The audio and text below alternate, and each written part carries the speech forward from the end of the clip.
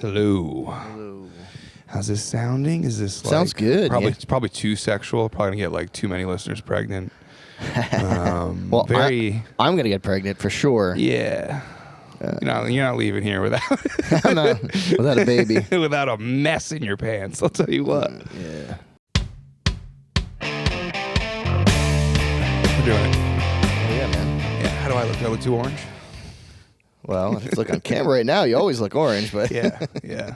do I look too haggard? Do I look like too many bands have ruined my life? Do I look like Sean Bean after he died in Lord of the Rings? We're coming off of, or I guess, are we still in the snowstorm? Yeah, I'd say so. But it was one of those storms where everyone was freaking out, and every time they do that, I don't take it serious. Yeah. This time I took it just enough serious to have soup and snacks for the amount of time required. Nice. But like if the storm was COVID, I feel like we're in 2021 now. Like Monday is the world still feels weird outside, but it's not actively happening really. Yes. Do you know what I'm saying? Yeah, totally. Like today it feels like we're sort of coming back, but is it safe? Is it not safe? Yeah. But it's still kind of weird outside. And we still got to wear hats instead of masks. I don't know. Yeah. Yeah. But no, I realized this today. Tell me when this started happening for you, if it did. But ever since like 35, my body doesn't wake up together. Like feet, ankles, my shitter system like doesn't wake up. Okay. Things are waking up at different times. You know what I mean? Like, I will say, this is like honestly the first year I've started to notice changes that I never knew. Like everyone says, "Oh, you're gonna feel it," blah blah blah blah blah. I'm like, yeah, sure, whatever. And like, oh, okay, now I notice things. you do now. I do. I'm starting to notice things. I do. My digestive tract tends to wake up first. Okay. So that means So you got to shit. I gotta shit. immediately upon awakening. Yeah, it's like I'm tired. I don't want to. And I turn over, and it's like, okay, now I have to get up, no matter what anything else says. Or it's gonna be. Oh, I have to get up. It's like, yeah. This will not be a place that's fun to lay in 0.5 seconds. Yeah. I'll get fake out shits. Do you ever have that where you like think you've done it and then it's like 10 minutes later you're like, oh no, that was the warm up act too. Oh, Like, totally. the rest of this Yeah. is- You're like, I gotta go shit, and then you're like, nah, nothing. And then the next one, and then you're out, and you're like, I'm good. I tried. And it's like, oh no, I really do have to go back. Yeah, totally. Yeah. I think. Like phantom shits. Where I know that they had the book. You see that book with all the different turds, the different kinds of turds? No. Yeah, there's a book with all the different kinds of turds, and like one of them's called the ghost shit, where like you shit and then you look in the bowl and it's gone. Ooh. And then there's like the Klingon where it's just like hanging on your hairs. There's a bunch of different ones. I don't remember all of them right now, but the ghost shit is what I was thinking about. But it's like feeling like you got to go and then trying, not going, and you're like, oh, okay, whatever. It's like a phantom. I don't know. It's like, I don't know. It's definitely like, some kind of GI issue. But yeah, I don't know. I just have been feeling that lately. Like, yeah, it's a nightmare getting older, and it's making me feel worse that you're further down the road and just noticing it. I feel Why do you feel worse? What? Oh, I mean because you're feeling it now? Yes. Oh, yeah. Sorry, bro. Sorry, bro. I don't know. Because you didn't party as hard. Well, maybe not in my 20s. I did party more in my 30s than I did. 30s was your crazy 30s time? was my crazy, yeah. Yeah? Yeah, I'm starting to slow down a little bit now. What was peak Jason party animal look like? Like, what was that guy? How old was he? So probably like 35, 36, something like that. So I'm right in the pocket. Right in the pocket. Yeah. 35, 36. When I was kind of really, I was freshly single, and then I was just like, you know what? I'm adult. I can do whatever I want, and I would go out drinking, and get stumbling around town and sleep in my car, and then wake up in the morning and drive home, and so you still kept it pretty responsible. Yeah. Oh yeah. I mean, I don't want to kill anybody. Yeah. And I don't want to get in trouble either. Right. I do have In that order, and that's the right order to care about. Right, yeah. And I have I have responsibilities too. So like, it would be, I don't want to. I'm a freelancer, right? So like, my reputation is kind of important, just in terms of like being responsible and hireable and not show up show up on time and do the thing and not be like. Like looking like I do now, like haggard and... You look great. Okay. Especially for like audio world. You look like just by meeting you, I would assume that you have very good credentials. just off the visual. Like, yeah, that guy can run a sound studio. Yeah, I do pretty well. Yeah. I'm doing all right. I'm good at what I do. Yeah. Most people tell me that, and they pay me, so I'm gonna have to take their word for it. Yeah. And the check. I'll take the check I'll too. take their money for it too. Word's good, but yeah. I've done some cool shit. But you know, one of the most fun things I've ever done is stand-up comedy. So I love that. Yeah. And tell me when did you start? I started, the first time I got up on stage was in Boise, Idaho in August 2023. So I'm relatively new to this. Wow. Yeah. But for the past... You told me this story a little 6 years, for the past 6 years, I've been writing down every funny thing that I think or any funny phrase that I hear and everything like that. Because 2018-19, I wanted to start a joke t-shirt company. You have some great ones. And I've got some good ones. Check out the link when we make one. Yeah, when we make a link, when I finally get this going. Yeah. And but yeah, we would just be sitting around talking with friends and stuff, and I would just write down funny stuff. So I've been recording my funny thoughts for years, and finally I ran into a Connecticut comedian. I guess I could shout him out, but the moral of the story is I let him read all my stuff, and he goes, "Oh, those all sound like punchlines." Mm-hmm. And I got in my head. I was like, "Oh, all right." So far, I've never used a single one as a punchline. But it did motivate me to be like, all right, maybe I should write this stuff down. I love that your origin story is someone being like, these are all punchlines, and you're like, I'm only going to listen to half of what you're saying to me. Yeah. I should be telling jokes, but none of these are right. You're a piece of shit. Yeah, you're wrong. You're wrong about what I'm going to say, yeah. That's funny. Yeah. That's super funny. Hey guys, here at FMK J, we are so grateful of our sponsors. This week, we have Parlay Princes. Only tell people when you win. So what's your January been? How's the year in review? 2026. We've been doing great, dude. We've been doing great. I kicked off the year going back to sobriety. Oh yeah. Yeah. Right. On the second, I had to have one day. Yeah. Right, First day of the year, when you kick the can down the road of actually getting your life better, I kicked it one day into the new year. So nice. Good for you, dude. But yeah, that's been huge. Sleeping better? Sleeping all right? I was going to talk about sleep because no. Oh, shit. Okay. Oh, shit. I think it's still early days. It's still because I think it's like 27 days, 26 days, something like that today. Nice. Yeah. Do you sleep in silence? You mean with the environment being silent? Mm-hmm. During the what else would it be? Well, I mean, I don't know if I make noise when I sleep. Oh. Do I sleep in silence? Yeah. You'd have to ask my lady. Right. Yeah. And you have a I have a lady now. A lady that you live now. with. I've had her for 9 years, but yeah, we've been together 9 years. I don't have her. We've been together. She has the ability to leave. Yeah, she has absolutely the ability. She has keys to the place too. I swear to God, Yeah, it's yeah, not yeah. the basement in the show You. So, yeah. Hell yeah, that's crazy, dude. She loves that show. Very funny. She loves that show. Yeah. So I sleep in silence in the cooler months because in the warmer months I have a fan on or something, and then for that whole time where air conditioning and the fan and everything is on.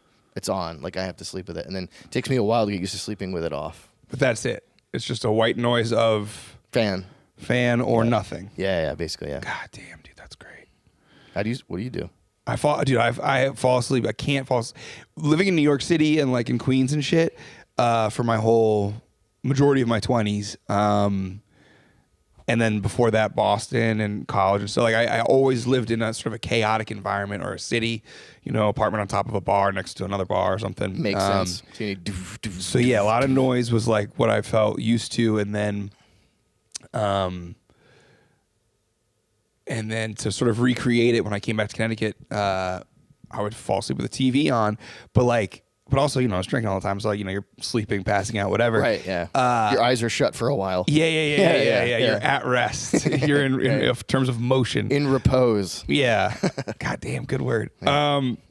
But like it's messing with my dreams. Like I'm falling asleep to like podcasts, TV shows. So like in my dream, I'm like working at a dive bar with Danny DeVito and like Joe Rogan and my high school ex-girlfriend are the patrons. And Nice. it's getting weird. It's very much infiltrating my dreams, especially when I have like a sober mind. I think it's like retaining it and putting it into it. I'm like, it's even better now, right? Like, I mean, it's like bizarre. I guess better meaning it's more accurate dreams now because you're sober, right? There's like you're like, oh, I remember the details that I never thought I would remember. Yeah, I don't know. Yeah, but like it's definitely like sucking in what's happening while I'm asleep, like the noise from the TV. It's messing with me, and then like I also don't have. I'm realizing you need to do the morning. Like every piece of advice that I just didn't listen to. Like don't drink all the time, don't party all the time, take care of yourself, have a morning routine, have no screens before bed. I was like, that's all a bunch of hogwash. You know what I mean? Oh yeah, I never did any of that. Yeah, and it turns out they were right. They were right about all of it. What? So I'm slowly becoming a real adult, and I think the next thing's gonna be like moving from the television being on to like a white noise of some sort. You know what I mean? Might be better. Yeah. It cause peaceful. I think peaceful sleep. Yeah. No, I totally get that. Like all the advice that you get, you're like, yeah, sure, okay, yeah, sure, yeah, okay. Yeah, I used to use a word you're not supposed to use anymore, but it was the 90s and early 2000s. Oh yeah, I think I know what you mean. Yeah, that's and yeah, yeah, I know what you're saying. Yeah, yeah, but like that, and then like today, for example, I had like I almost called you and was like, we're not doing this, and I'm quitting comedy because I woke up this morning and like I YouTube as soon as I wake up. Okay. As soon as I wake up, I'm like popping on the YouTube, what's happening, and this like guy who I listen to for like fitness stuff or whatever, but he's also like every dude on YouTube with muscles is like telling you how to live and shit. Yeah, sitting in the front seat of their truck. Well, this guy is. I actually worked with this guy in New York, and he is a millionaire, and he is like he's a very smart guy. Yeah. But his video that popped on my thing was like, you've got 24 months to become rich, or you're stuck. And he had like a whole K-chart graph, and it's like there's 2 years left before AI is so good that there's no such thing as a middle class job, and you're either a business owner, an asset owner, and manager, or you're part of the peasant class just waiting for that universal base income. Wow. And like it was like that's how I woke up. So I woke up in like total panic. Like, hold on, I'm never gonna make anything. 24 months is way too quick. How does this guy know that? What does he got? No. That's why I bring it to you. Is he from the future? Like, what the fuck? How does he does shave his head, and he's got lots of muscles, so he kind of looks like he's from the future. So he's a Klingon? I don't know. I don't know. He's he got me terrified. Dude, sorry, dude. That sucks. So it's like I should have started the day with like breathing and water and meditation, but it was just like, you have this much time before your life is over. Damn, dude. That's rough, man. Yeah. So well, thanks for coming out, man. This is great. I'm glad you did it. You stuck through. Yeah. Well, halfway through the morning, I was like, fucking genius, dude. This podcast is going to take over. Hell yeah. Yeah, because the market really is looking for a couple of middle-aged white dudes to lay it down. If there's one voice that hasn't been heard enough. Yeah, it's yours and mine. It's yours and mine for sure, buddy.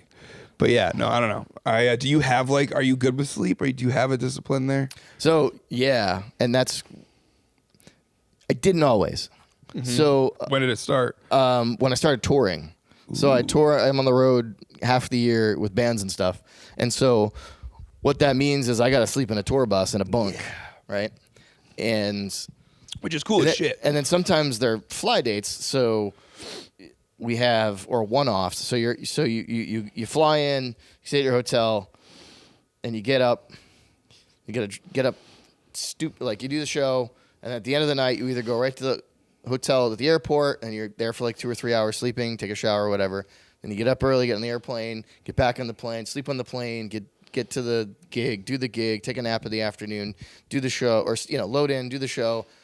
After the show, you're driving to the airport hotel, doing the same thing again. So what it kind of taught me was it trained my body to be like, when it's time to sleep, you sleep. Like now is the time. This is when you got to do it. And it's also when you're touring too, you're more physically active. Like, I'm on my feet all the day, right? And the other thing too is on a tour bus, your bunk is really you're only there to sleep. You know what I mean? Like you've got a front lounge and a back lounge, so you can hang out and party there. And so your bed is only sleep. So you have this psychological thing where you're like, okay, yeah, I'm gonna get in my bunk. This means tells my body that it's time to sleep. Whereas at home, you could be on your phone. You know, you could have, if you have a TV in your room. Yeah, got it. Yeah. You know, or that's the place where you get all your anxious thoughts and you stay awake all night. Right. So you this get is this. what I know. Right. So your bed will get subconsciously associated with these things, and it what do they call it? Physiologically affects how you react to your bed. Ooh. So that's a real thing that I learned just by doing the touring thing. I was like, oh, okay, that's why I sleep much better in a bunk, because it's the only time that I get rest in the day, basically. is there. So I don't know if that makes sense. But yeah, so now, I would say 99% of the time when it's time to go to bed, I'm going to go to bed and go to sleep. God damn, that's so cool. But I'm a night owl. So sometimes I have a gig at, like, I got to be in, like, I live an hour away from Hartford. I'm telling you, because you're the one who's gonna kill him one day. yeah. But I have gigs in Hartford at the convention center a lot. Yeah. And sometimes I got to be there at 7 a.m. So I got to get up at like 5:15 or 4. Yeah. Or sometimes I have a gig in Boston and I got to be there at 7 a.m. And that's 2 hours away. Nightmare. So I can get up and function and do those things, but I rarely ever go to sleep before midnight or 1 ever. Yeah. You know what I mean? Like just never. Like usually I'm in bed at 3:30. That's my. That would be night out for me. Midnight is like. Yeah, I guess it's an adult, but but that's early. Like I'm usually between 2 and 3:30. I'm in bed. Yeah, that's much more. And regardless of what time I have to wake up, so sometimes I get 3 hours of sleep. Yeah, that's. But then I go home and sleep. So. Yeah. Yeah, no, I don't know. I just definitely am not good at it. And have you done the like melatonin and all the natural stuff yet? I've done melatonin. I'm out of it right now. I need to get more. But I feel like with all that stuff, you like get a tolerance. Yes. You know, so you have to switch it and what it is and stuff. And like, I would love to just be at peace enough with my life that I feel like I've earned sleep. Yeah, but having trouble sleeping is really normal. I mean, so many people do. So I mean, definitely wouldn't beat yourself up about not being able to sleep. If you do, I'm saying, I don't know if you do or not, but definitely don't beat yourself up for it because everybody has trouble sleeping sometimes. You know? Yeah, no, it's not. I don't feel guilty for not sleeping. There's other stuff I feel guilty about that keeps me up. For sure. You know. Yeah. But like. But even just like having not done enough that day or something, like I was when I was like an infant or not infant. What are you when you're like 18 months old? Yeah, toddler. Like yeah. I've been told this story many times. My folks told me because when I was very little, we lived in an apartment in Manhattan, and in the middle of the night they would find me running around this apartment by myself. Oh. They'd be like, what's going on? We're putting him in a crib. So my dad put me to bed one night apparently and like stayed in the room and kind of slept in the chair waiting. And apparently what I would do, I'd like the size head that I have now. Apparently, like, you know, God bless my mom, but like I had this big ass dome, this orange dome that was like a good percentage of my body total weight. Yeah. So I would like back up to the crib and then use the weight of my head and flip it and do a backflip out of the crib and then just go running around like looking for a way to hurt myself at night, I guess is you know how it looked to my dad. And so they had to get like a sleep therapist and shit and it was a big deal apparently, but like I always, so it's built in. I've always had pretty much always had trouble sleeping. Have you heard of so I had like when I was in my 20s I had a lot of like insomnia, like total same stuff, just anxiety, thoughts, emotions. Yeah. You know, stuff you're like, well, I have to think about this now. I have to figure it out now. This is the time to solve it. This is what I have to do now because it's never going to happen if I don't do it now. I need a retirement plan. It's 3 a.m. Exactly. So there was like, I did a lot of like, my mom give me like books and she, the women's magazines like on the registers. That's all I read. Yeah. The registers. It's like Women's Day and all this stuff. She would always have those, and she would like open up like an article. Read this article, So I'd get all these tips, and one of them was actually, I think it's probably a proper yoga pose. So one of the things that actually helped me, which is just really weird. Downward sleeping dog. Yeah, sleeping dog. Yeah. No, it's actually even dumber than that. Have you seen have you seen a dude try to suck his own dick? Would you like to? And then you just fucking flip your legs up. Well, what did you bring me to this Get ready, for? everybody. Yeah, exactly. Yeah. I have not. You're saying like there's it's the one, like the 2 girls 1 cup. Have you seen the guy trying to suck his own dick? Yeah. No, there's a I'm very sure many guys have tried this yeah. throughout history. So there's a famous podcast, a very popular podcast right now, where one of the guys did it on stage to show how we do it. You get on your back and you basically kick your legs over your head as far as you can. You like prop your back. And you're hard. Well, you don't have to be hard. This is to help you sleep. Oh, okay, wait. Okay, these are 2 things. Hold on, I left that Here's part how you out. fall asleep perfectly. Suck yourself to sleep, Keele. I wasn't changing the subject, but I guess I changed the subject. Suck yourself. If you're having trouble sleeping, here's what you do. Let me show you. Yeah. So yeah, apparently the position that this women's magazine suggested for sleeping, to help fall asleep, is kick your legs over your head and hold it there for a few minutes. I don't know why. And then fall asleep and then snap fall your asleep. spine. Yeah, exactly. Whatever. Does it work? Have you done this? I did it when I was really anxious, like before I got therapy and stuff. They do that at the end of jiu-jitsu classes as like a way to stretch. Yeah, it's kind of like a stretch. It's something to do with blood flow. It's something to do with it pushes. You want the blood rushing to your head when you're trying to sleep? I don't know. I just know what they told me. All this blood's making me sleepy. Instead of going to my dick. You got to get that out of the way. Yeah, you think that blood would be just more evil thoughts in your brain. I don't know. That was what it worked for me a little bit. And I think probably my assumption was it was the exertion that would wear you out because you've got to like hold it. Yeah. You got to hold it up there. And that's exactly what she said. So a little better at sleeping, way better at sucking my own dick. Tell you what. Yeah, it's a lot of benefits. Doesn't come cheap. No. That's okay. I might try that. Report back to you. You missed it. What? Sleep doesn't come cheap. Oh, fuck. Fuck, dude. Yeah, I'm word gay. Just so you know, I love wordplay. So you're engaged. Yes, I'm actually engaged now. How long has the engagement been? A year. August 2024. Sorry, yeah, August 24. Okay. And when's the status? I've never been engaged or married. Neither have I. I'm 46. Okay. No, never been married. Don't have kids.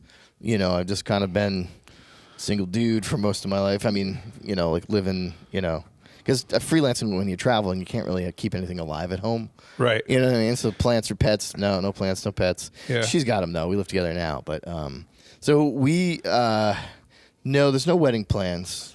Okay. It's like we're both commitment phobes. It took me 8 years to propose to her.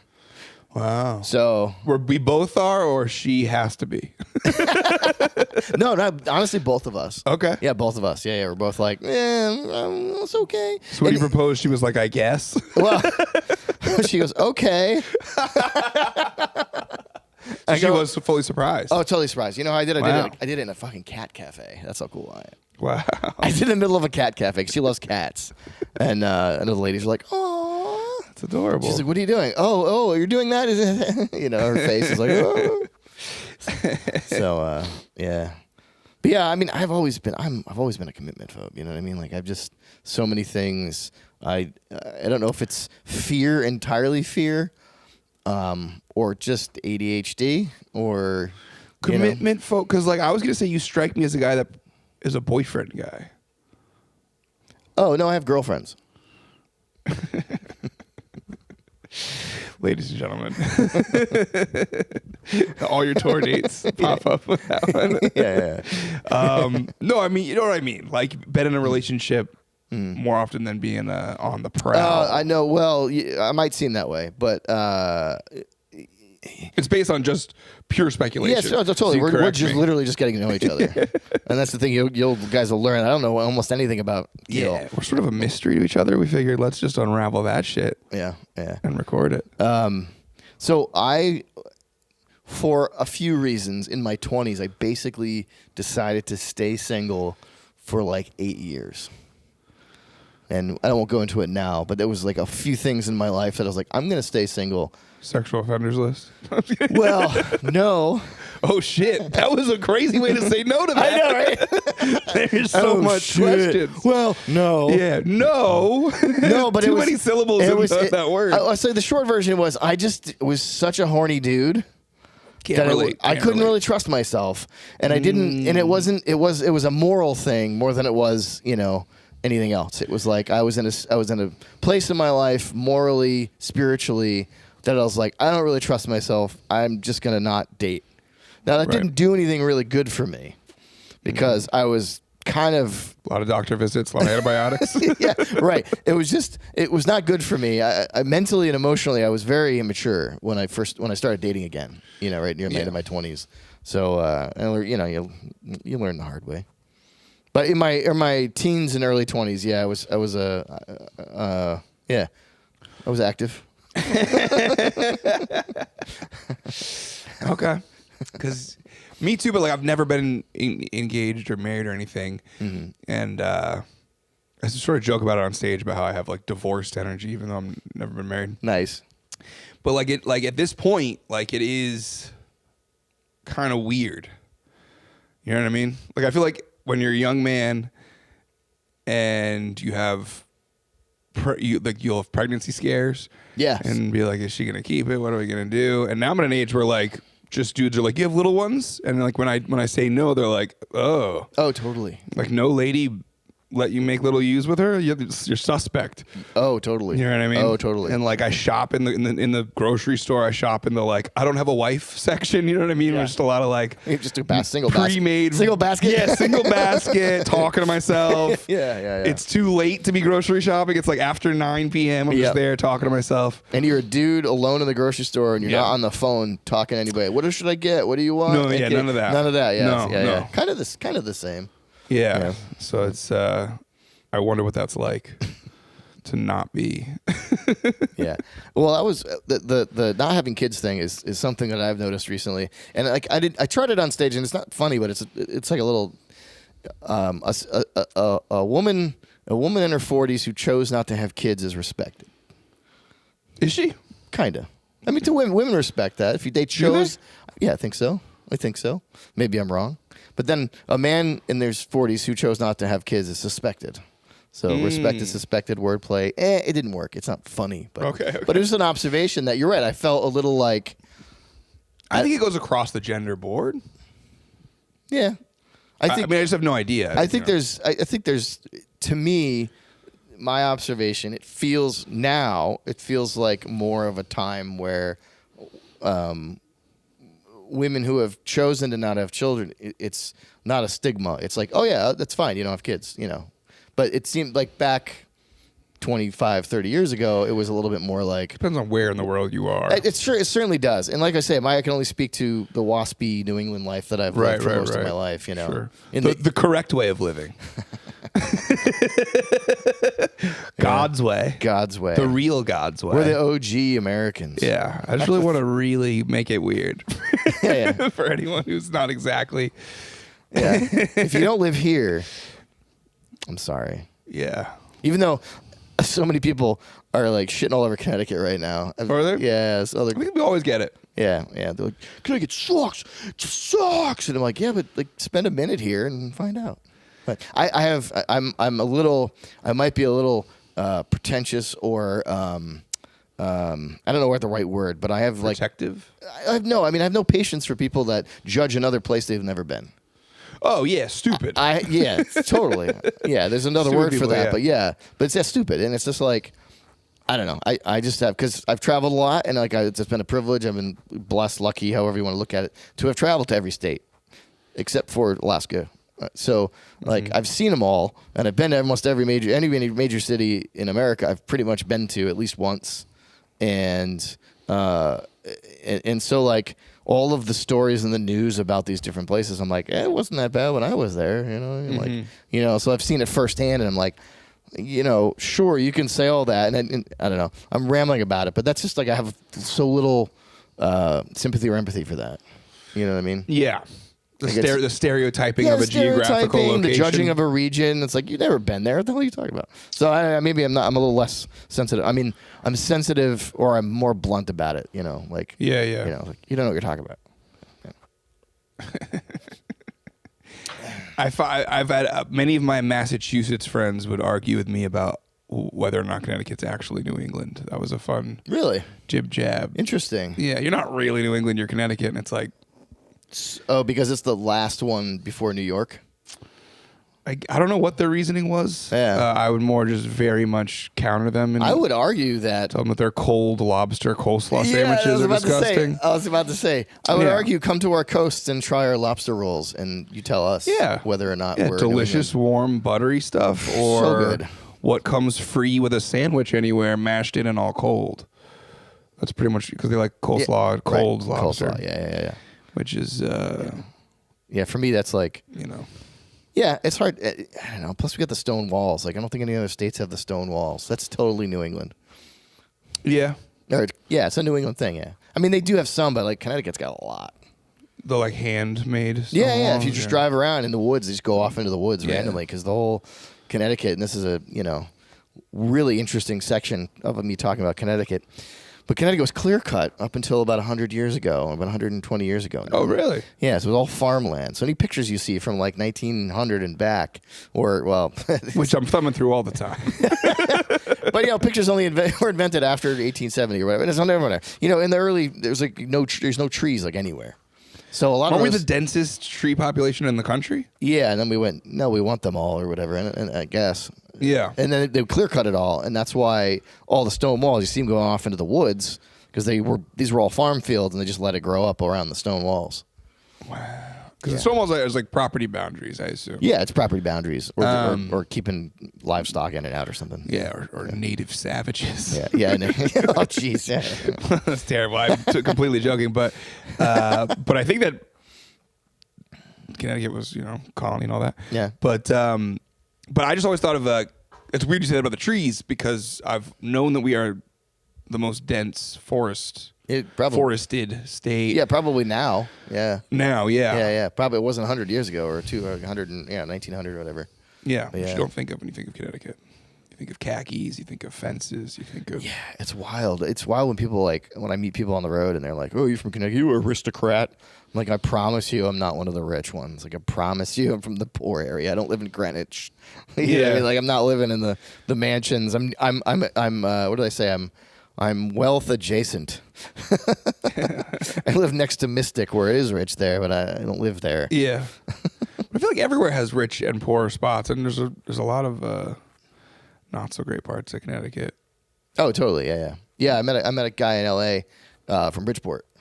Mm-hmm. And I was like, oh, he's from Bridgeport, and he's like, see, he knows it's rough there. Like, yeah. It's like, yeah. I mean, it can be rough. I don't know all of it. I'm not gonna speak about. I'm not gonna speak for other cities. No, but that's like the classic one to call out. But yeah, I don't know. I grew up talking shit about Connecticut, and then you realize, like, maybe you're just a young piece of shit. Well, it is true that, like, I have people that I know from out of town or out of state, they come and visit, or if they're on tour, they do a couple dates. They're like, "This is pretty cool, man. It was kind of cool area." And at least because you live more central Connecticut, right? Or currently, southern for anyone central, looking to stalk and kill me. Yeah. Start there. Yeah, exactly.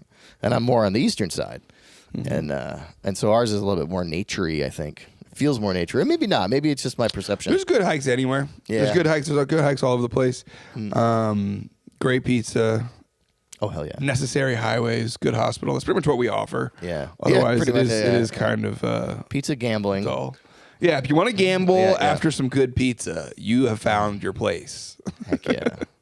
I was thinking that reminded me. I had friends that had when Mohegan Sun was before Mohegan Sun was built. Mm-hmm. I had friends that lived in a neighborhood that was being bought up by the tribe, and they paid like twice the value, or almost 3 times the value for the houses to get the land back.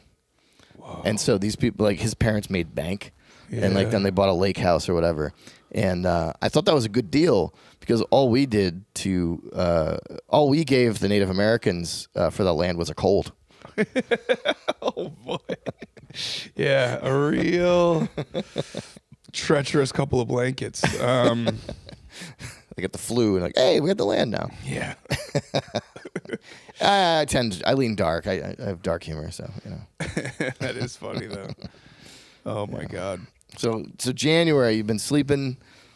Been trying to sleep. Sleeping's been the one thing that's Sober, that's sleeping, lagging, yep. but generally speaking, all things are on the up for sure. Good. Well, that's awesome. For sure. Yeah. I've been trying new things. I mean, this is new for me. Like, I've always been a relatively private guy, you know, and so I don't like to talk about myself too much. I say that, but then I talk about myself too much. So I don't know what that is. Maybe it's just. It's time for you to blossom, buddy. Yeah. Well, I'm a flower. You are. You are a pretty flower. Yeah, my January has been depressing. Why? Just it's mainly like every year it's like this. Actually, it's like I think it's the seasonal affective or whatever. Yeah. I think that's but yeah. There's a couple factors. January is a really light month for work for me. I mean, I only had 2 gigs this month. Okay. And I have some projects. I have a recording studio, so I did a couple sessions with a band, and we did a single together, and I finished a mixed project and stuff like that. But like, I will stay up till like 5 a.m. watching Star Trek. Just because I have no reason. I don't have to get up. I don't have to do anything. What's depressing about any of this? This is great. I mean, well, because during the day, I don't feel like doing anything. Yeah. You know, and so I don't know. It gets me feeling like, ugh, and then I don't feel motivated to do anything. Like even doing this was like, I should do this. I need to do this. You know, I wanted to do it, and like we talked earlier, I want to do this. But like, this is a new thing, so I'm like, this will help me get out of my head a little bit. You know what I think it is though? Oh, hey guys. Jason from FMK J here. Do you guys use old-timey tools like I do and struggle to find a modern insurance solution? Well, churn that frown upside down, use your carrier pigeon, and get a hold of Regressive Insurance. Because no one's going to darn those socks by themselves, am I right? What's that? I think, and just after we like sucked the dick of Connecticut for a minute, I think in general, because I used to want to live in California when I was really young, and you know, all that kind of stuff. And I think that, and people are like, I like the seasons. You know what I mean? That whole argument. Yeah. And I actually do like the seasons, but cold is so much more tolerable when there's a holiday around the corner. Yeah, I agree. As soon as Christmas, New Year's is over, and now it's just like, oh no, now it's just you'll die if you're outside too long. Yeah, like, right? Yeah, exactly. Just like there's nothing to look forward to. Yeah. All All your family flew back to where they're from. Yeah. You're just alone in these desolate, cold woods, waiting for death, and your Uber Eats. Just trying to avoid death. Yeah. By eating, sleeping, and drinking. Yeah, I think it's preposterously depressing. Yeah. To just be, it's too cold to even have dreams. You know what I mean? Even have dreams. Or the willpower to pursue them. Yeah. Those kind of dreams. Yeah, that's what I mean. I mean, like sleep dreams are like, no, yeah. You should shut your window when you're trying to sleep because it sounds too cold in your bedroom. Maybe that's your problem. Did I mention dude? that I'm living in a lean-to? He's like, that's what your problem is. I figured it out. Yeah, get out of the tent. Get a real house. No, but like in New England or any part of the world that's cold, once the holidays are over, it's like, what are we doing? Yeah. You know? Can we just go back to living? Yeah. Well, I thought about that because that's exactly what it is. All the cheer of Christmas and stuff just goes thump, off. And now what? Now, honestly, I like snow. I actually like snow. Are you a skier, snowboarder? I went snowboarding a little bit when I was in builder? my early 20s. I did early snowboarding. You did? I did a little bit. Yeah, I did. I feel like a little bit meaning like 7 times, or that's a little bit. Sorry, 4 times. What's even less? Yeah, it's 4 times. Yeah. The other 3 times were not. That was hiking. It was like snowshoeing and stuff like that. Okay. Yeah. So I lived. But that's still snow activity. I lived in Quebec, Canada, for about a year in 2020, 2001, 2002, 3.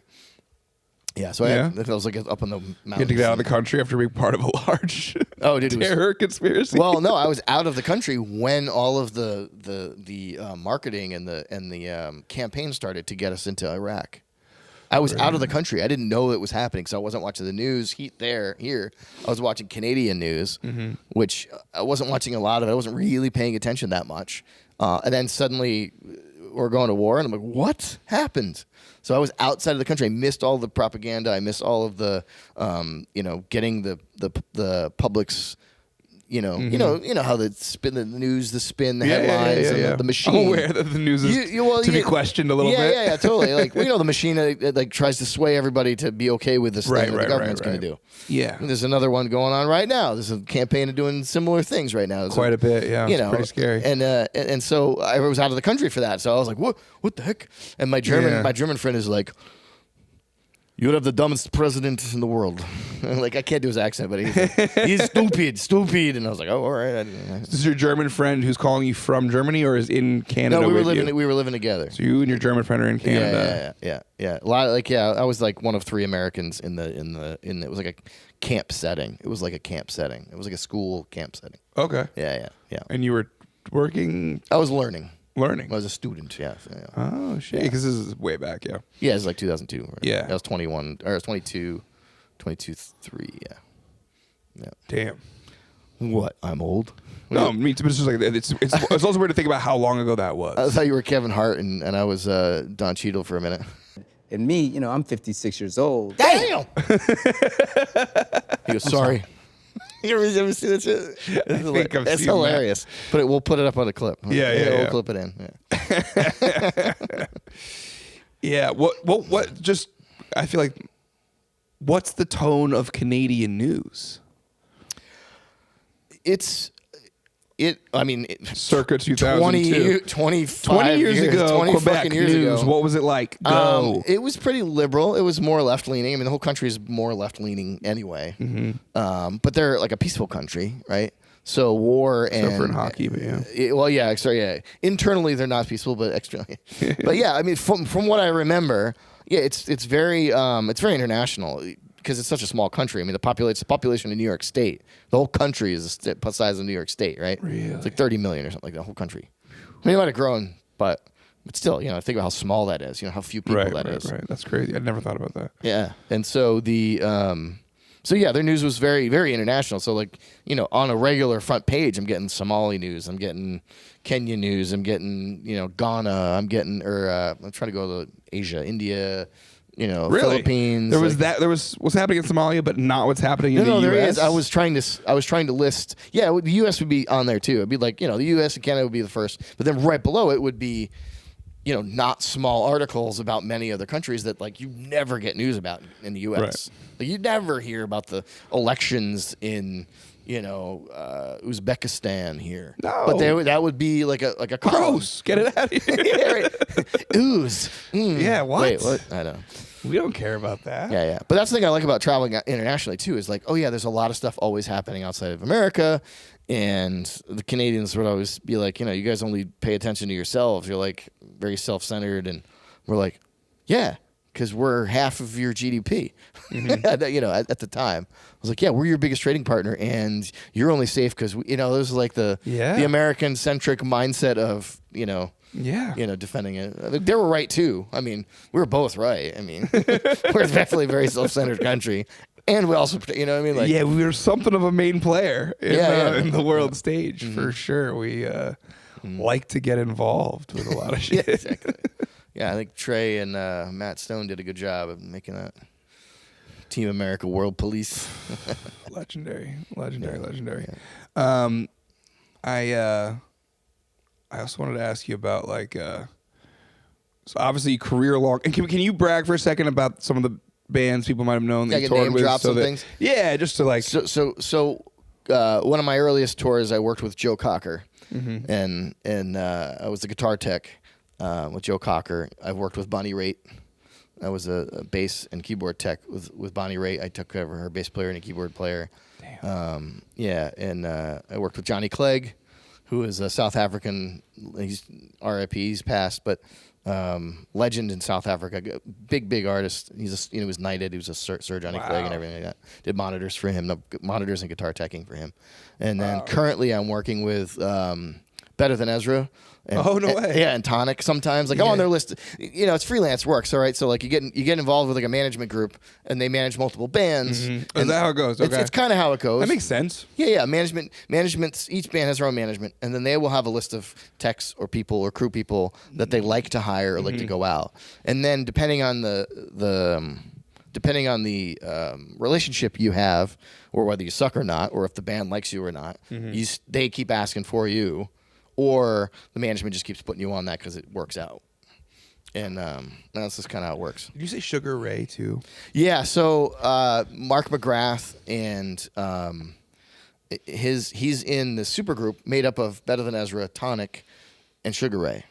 So it's the 3 frontmen from those bands do like a supergroup band called Ezra Ray Hart.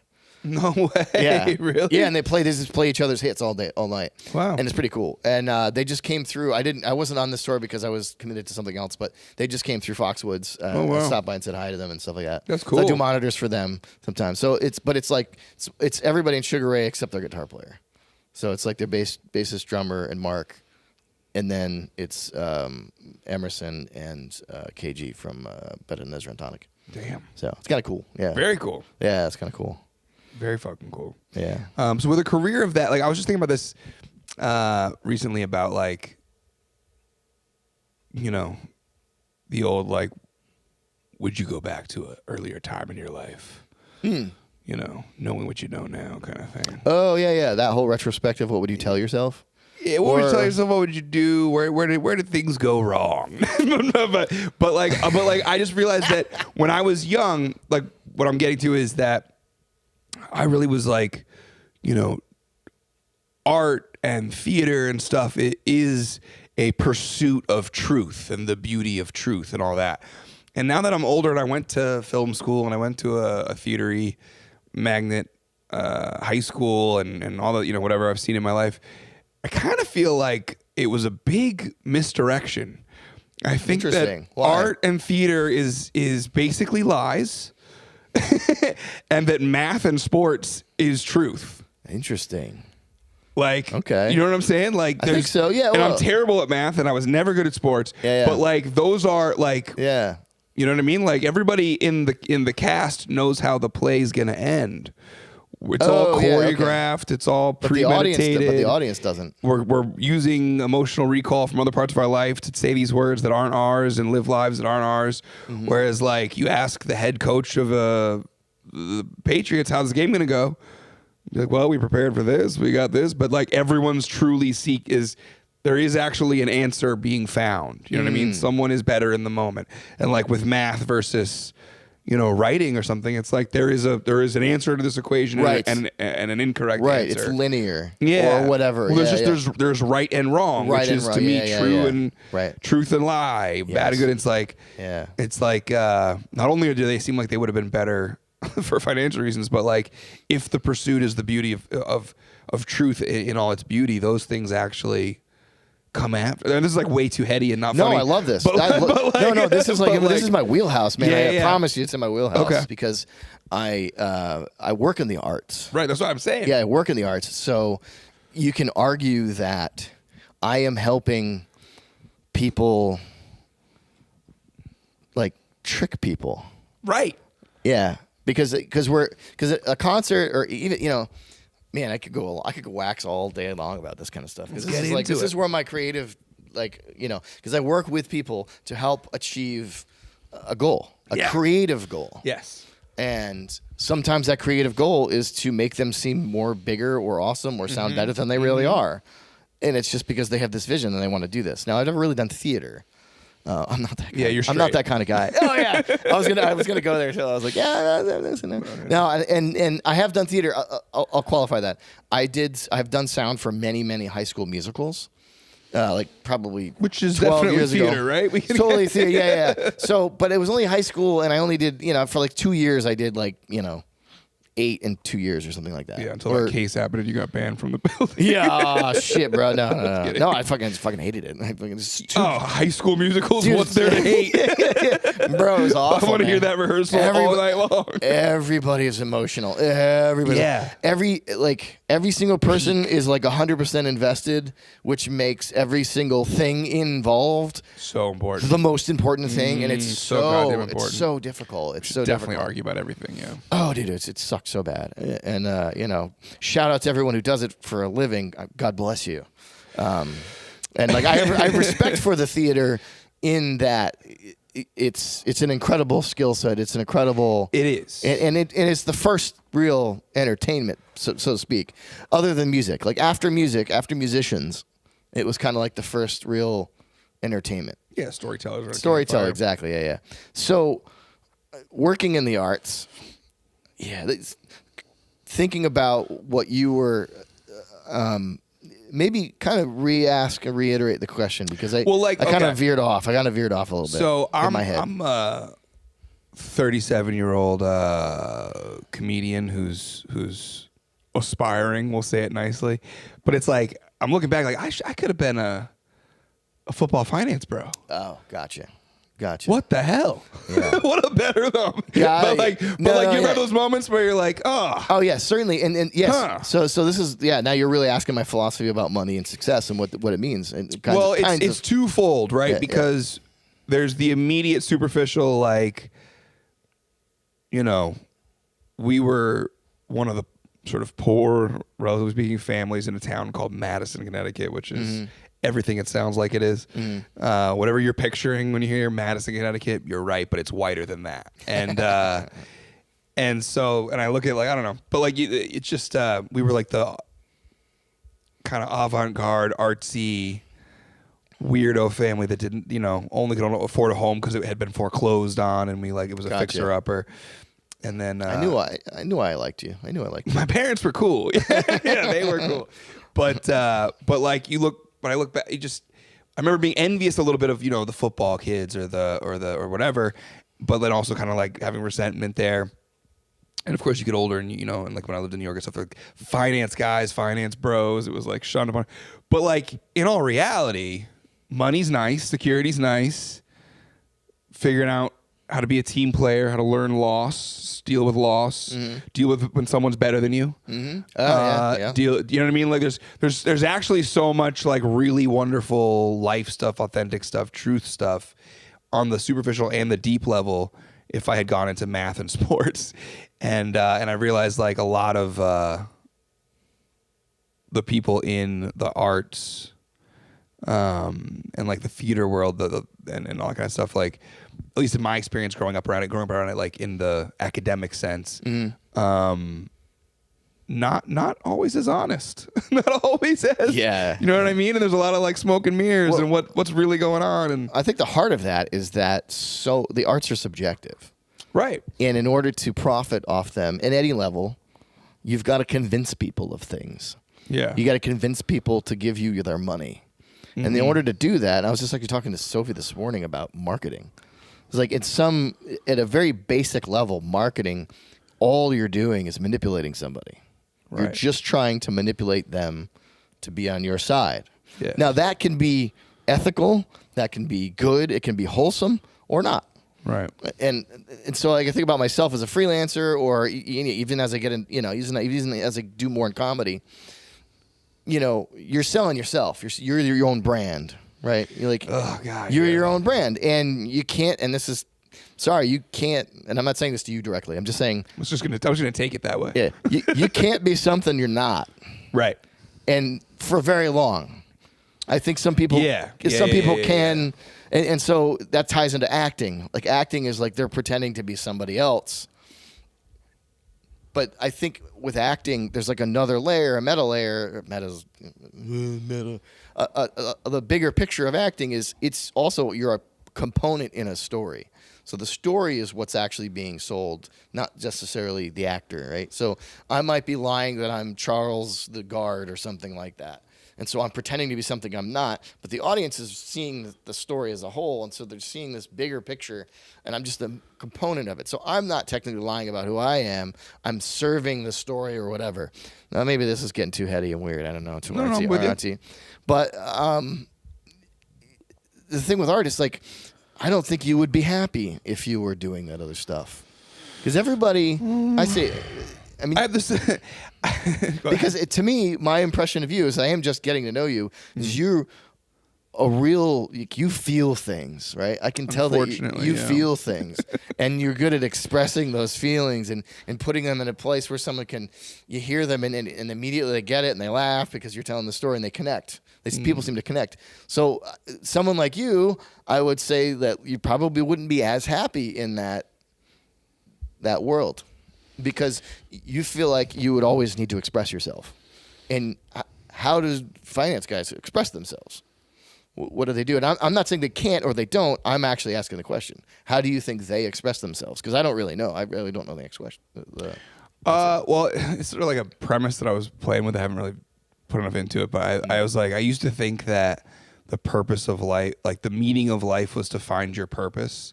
Mm-hmm. And now I think the meaning of life is having a cool house. Yeah, okay. You know what I mean? Yeah. There's like, a shift there. Yeah. Totally, You go over to your friend's house and it's like, dude, I'm pursuing all these things, but it's like he's got 7 roommates and like, you know what I mean? Mm-hmm. Versus the guy who's just like, the indoor pool in the back next to the gazebo and like, well, oh my God, whose house do you want to go over to? And I don't know. It's a silly. It's obviously not. It's good. It's facetious, but I don't know. There's part of me that thinks that, you express yourself with your wife and kids and friends. Yeah. And family you're building, as opposed to insert a new group of strangers in a basement that's going to listen to my dick jokes. Yeah. No, I get that. And so the other thing is reality is what you want changes as you get older. Yeah. So that's probably true as well. Like that might be what you're talking about, is that you're in this part of your life where you're like, it's shifting. And I'm actually honestly in a similar position, just in that I've been freelancing and touring for 18 years now, and my life hasn't changed a whole lot in that time, but I'm getting older. And I'm starting to be perceived. I can tell that people read me as old. I'm starting to look older now. And like, oh, there's a real change happening. Mm-hmm. And I can't stop it.